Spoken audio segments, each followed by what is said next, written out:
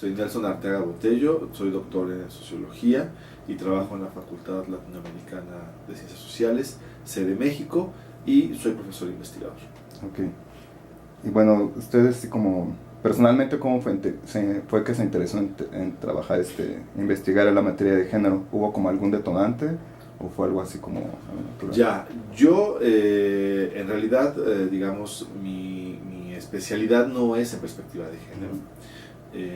Más bien tuve una digamos, mi especialidad es la violencia en términos generales, y más o menos alrededor de la primera parte de la primera mitad de la primera década de este siglo, interesado en entender ciertas dinámicas de violencia en México. Evidentemente salía a la luz y a la vista el problema de feminicidios en el país.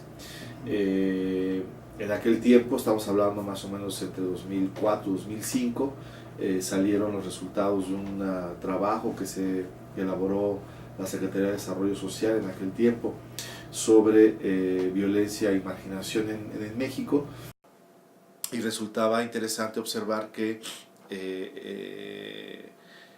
no era Ciudad Juárez en ese momento, según esas estadísticas, digamos, el entorno más violento en contra de las mujeres, sino que era el Estado de México. Eso a mí me llamó mucho la atención porque el foco mediático estaba sobre todo orientado hacia Ciudad Juárez, cuando uno podía observar que en el Estado de México, al menos estas estadísticas, mostraban que la entidad tenía un alto índice de feminicidios. A partir de ahí comencé a hacer algunas exploraciones al respecto, hasta que hubo la oportunidad de poder desarrollar una investigación en aquel tiempo en la Universidad Autónoma del Estado de México, con el apoyo de la Procuraduría de Justicia de la entidad, el de poder realizar una investigación más en concreto, utilizando información de la Procuraduría para poder entender cuál era la dinámica que estaba girando alrededor de los feminicidios. Okay. Y en ese sentido, ¿por qué considera usted importante hablar de violencia de género y no como de otro tipo de violencia en general?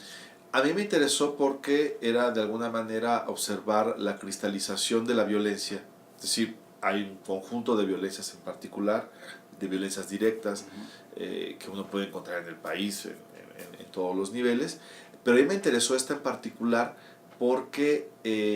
estaba marcando una tendencia específica sobre las mujeres, sobre toda la población, y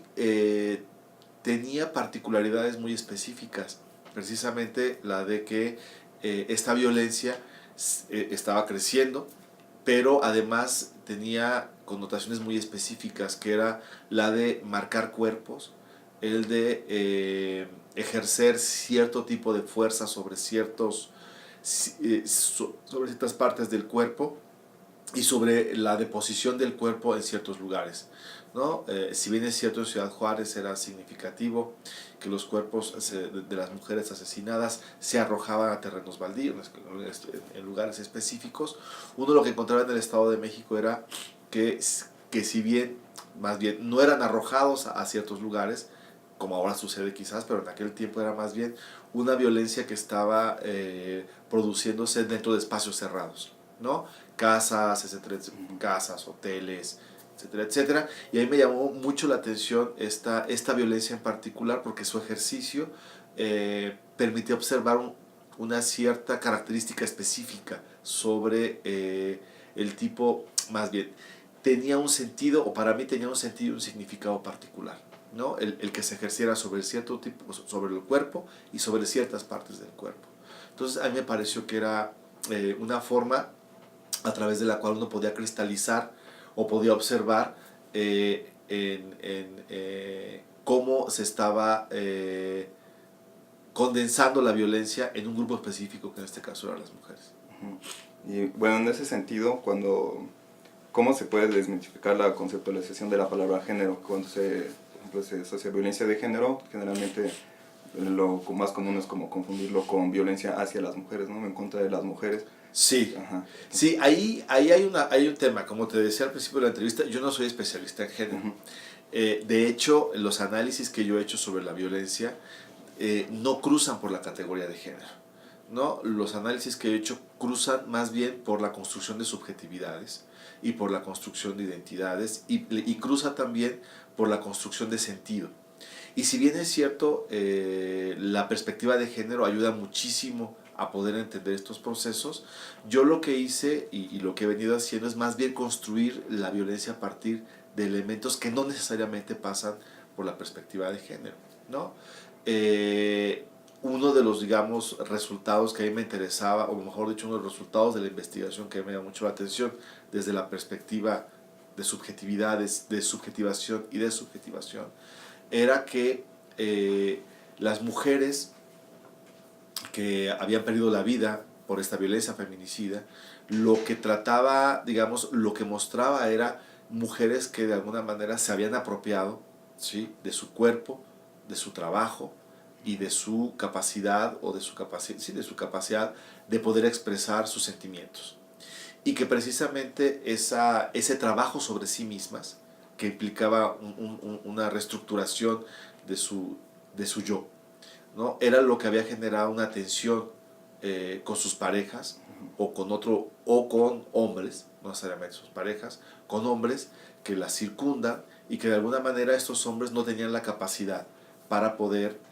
comprender este proceso de apropiación que estas mujeres estaban procesando. Y es que, digamos,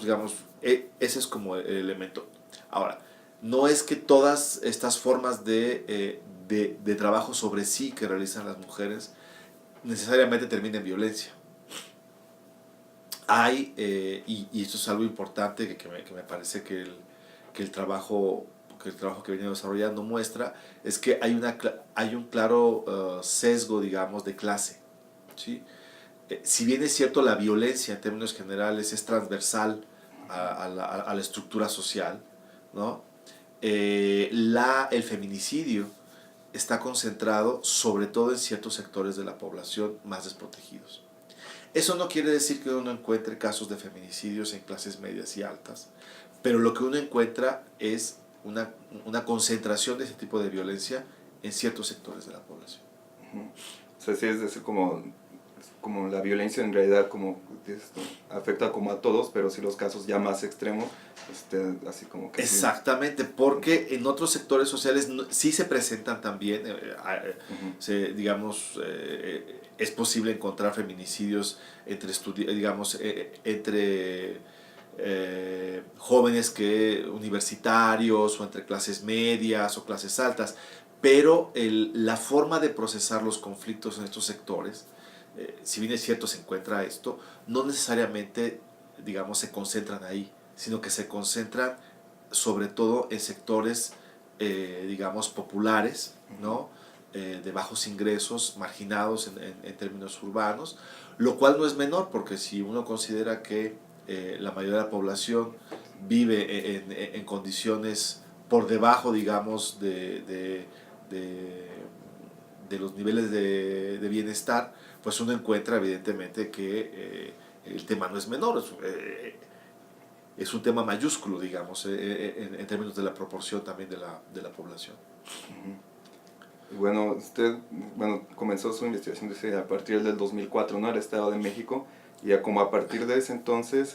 digamos que lejos de decrecer, se ha como aumentado, ¿no?, en realidad la cifra de violencia de género y feminicidios en general, siendo así como una de las entidades con 11 municipios en alerta de género. ¿Cómo visualiza usted el panorama en general así? Digamos, desafortunadamente en los escritos que he publicado alrededor del tema, una de las conclusiones es que evidentemente que parece ser que la tendencia se iba a incrementar, tanto los documentos publicados a la primera parte de la década de este siglo, y un poco nuestro supuesto era que iba a incrementarse precisamente porque los procesos de diferenciación social,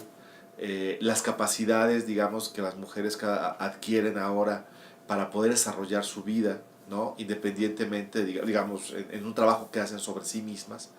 obviamente, y en un espacio